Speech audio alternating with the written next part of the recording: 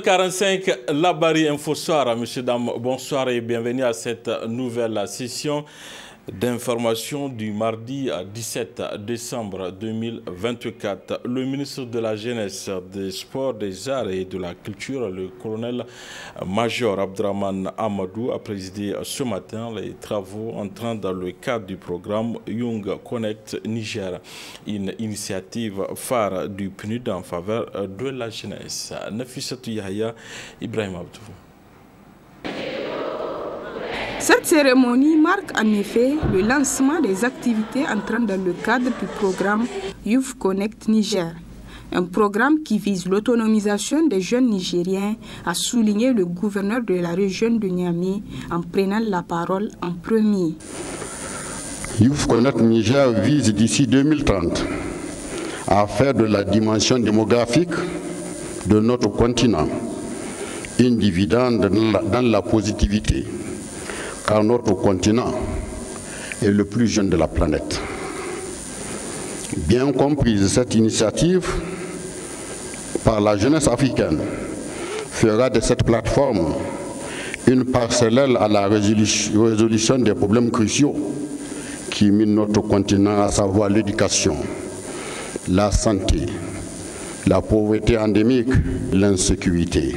Présente dans 33 pays africains, Youth Connect est une initiative régionale phare du programme des Nations Unies pour le développement PNUD, auquel le Niger a adhéré en 2021. Ce projet a été en gestation depuis 2019, mais est resté reporté plusieurs fois. Aujourd'hui, grâce à la détermination et à l'engagement de nos plus hautes autorités et de notre partenaire, notamment le programme des Nations Unies pour le développement, le PNUD, ce qui paraît être un rêve devient une réalité. Je tiens à exprimer notre sincère reconnaissance et nos remerciements au gouvernement de la République du Niger et au PNUD pour l'engagement constant en faveur de la jeunesse nigérienne. Youth Connect est une initiative continentale visant à fournir une réponse globale aux nombreux défis de la jeunesse à travers le développement de leurs compétences, de l'esprit d'entrepreneuriat, la création d'emplois, l'accès au financement et la sensibilisation sur les questions liées au développement des jeunes. Il se veut également un cadre de promotion de valeurs de citoyenneté par le biais du travail communautaire et l'inclusion des jeunes dans le dialogue sur le développement de leur communauté. Cette initiative en faveur du développement de la jeunesse nigérienne a été hautement saluée par le ministre de la Jeunesse, des Sports, des Arts et de la Culture en ouvrant les travaux de ces assises.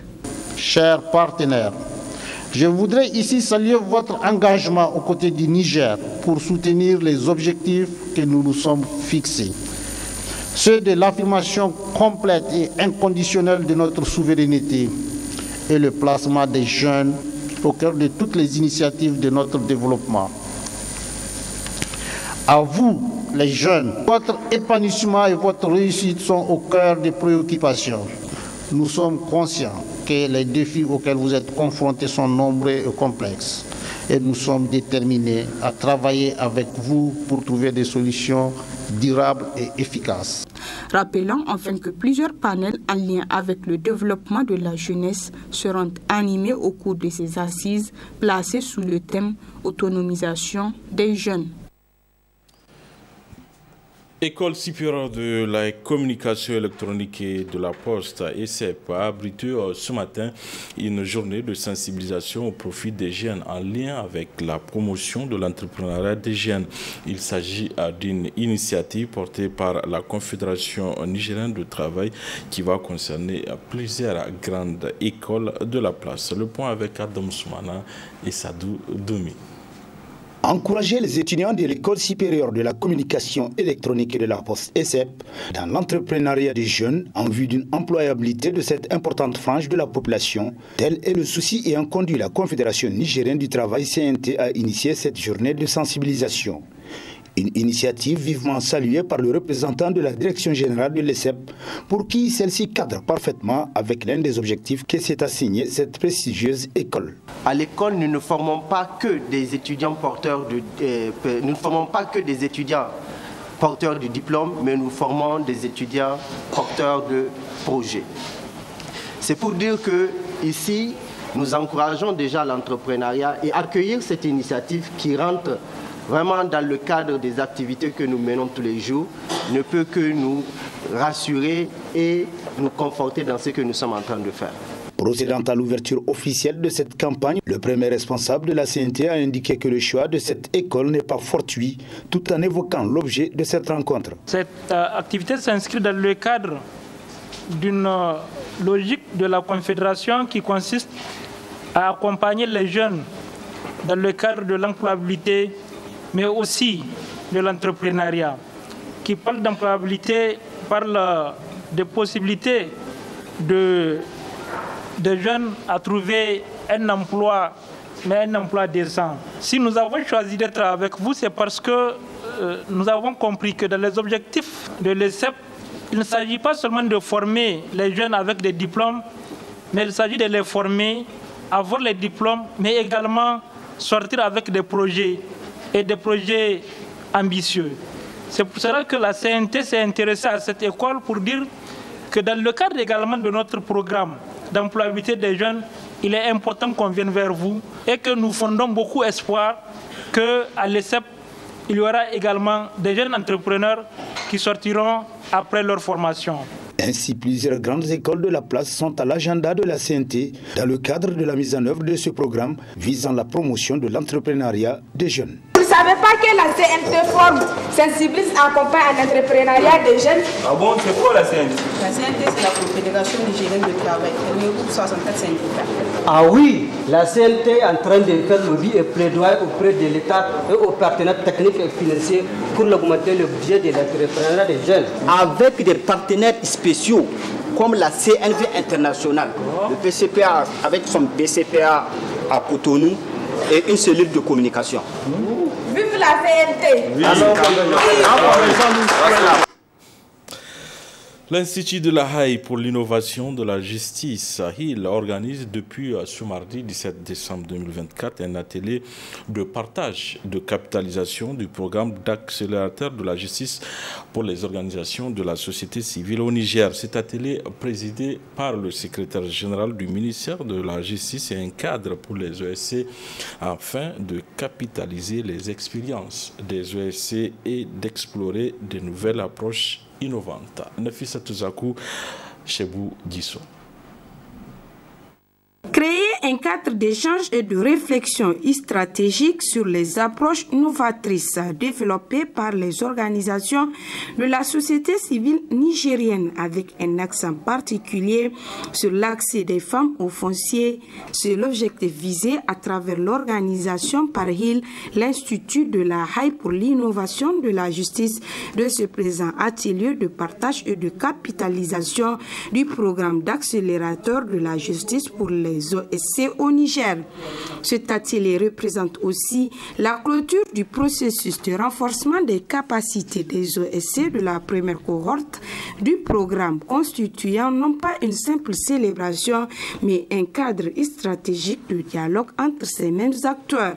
Comme dans les autres composantes de notre programme au Niger, nous travaillons déjà sur le foncier. Nous nous sommes dit pourquoi ne pas recruter des ONG qui vont proposer des initiatives dans ce même cadre sur la thématique en vue vraiment de mener des sensibilisations et des plaidoyers envers les populations locales pour leur donner l'information juridique et aussi comment saisir les voies de recours en cas de besoin. Donc après un long processus d'accompagnement, et aujourd'hui, nous sommes là pour partager les résultats et voir ensemble comment est-ce que nous pouvons continuer à les accompagner pour que cela puisse être mis à grande échelle.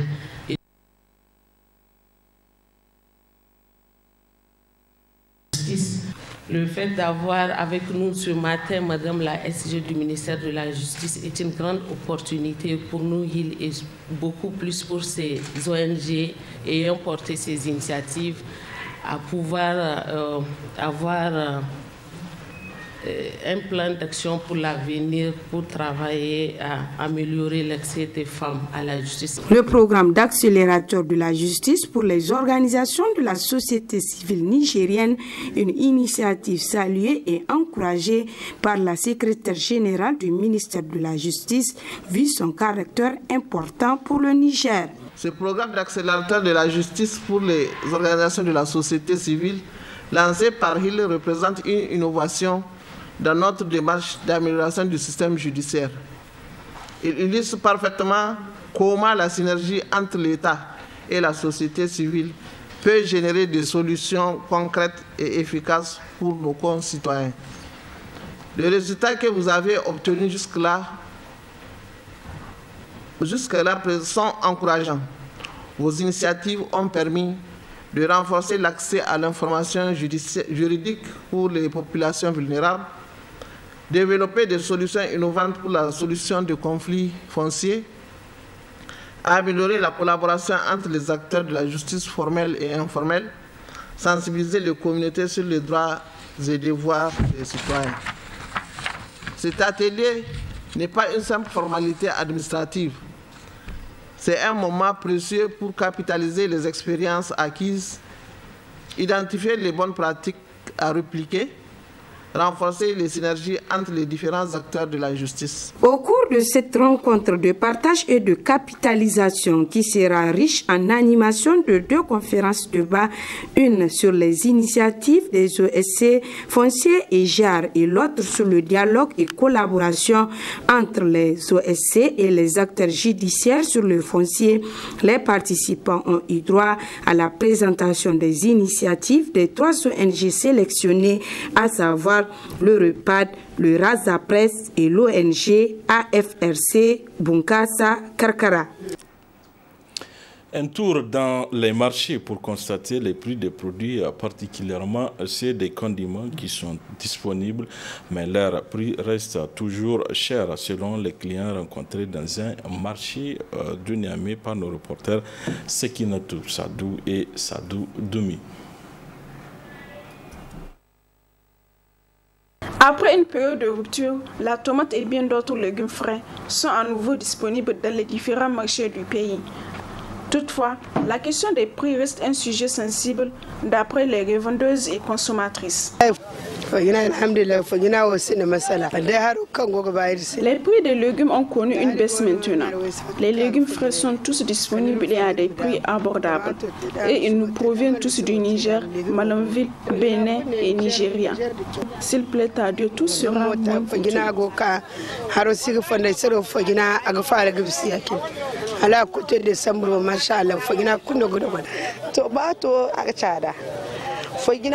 Les condiments frais sont toujours chers, mais Dieu merci, ça commence à être abordable.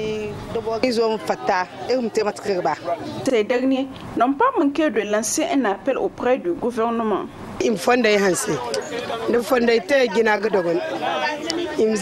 autorités doivent arranger les voies. Ils doivent aussi diminuer le prix du riz qui est toujours cher parce que c'est notre plus grand problème aujourd'hui.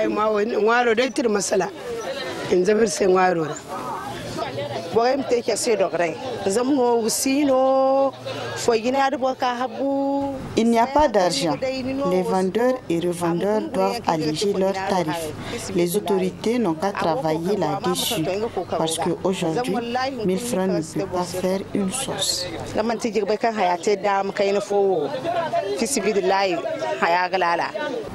Le marché continue donc d'évoluer, offrant des perspectives encourageantes pour les ménages, bien que le pouvoir d'achat des consommateurs reste un défi à surmonter.